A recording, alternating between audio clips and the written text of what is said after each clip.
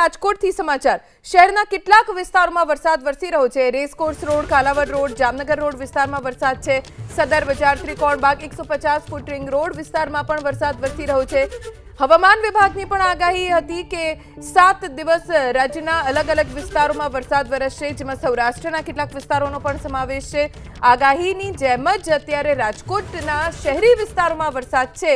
રાજકોટવાસીઓને આકરી ગરમી અને બફારામાંથી રાહત મળી છે, કેમ કે વરસાદ વરસવાના કારણે વાતાવરણમાં તાપમાનનો પારો નીચે ગયો છે, ઠંડક પ્રસરી ગઈ છે, જેના કારણે રાજકોટમાં બફારાથી લોકોને મુક્તિ મળી છે।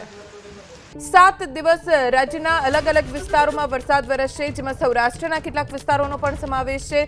આગાહીની જેમ જ અત્યારે રાજકોટના શહેરી વિસ્તારોમાં વરસાદ છે। રાજકોટવાસીઓને આકરી ગરમી અને બફારામાંથી રાહત મળી છે, કેમ કે વરસાદ વરસવાના કારણે વાતાવરણમાં તાપમાનનો પારો નીચે ગયો છે, ઠંડક પ્રસરી ગઈ છે, જેના કારણે રાજકોટમાં બફારાથી લોકોને મુક્તિ મળી છે।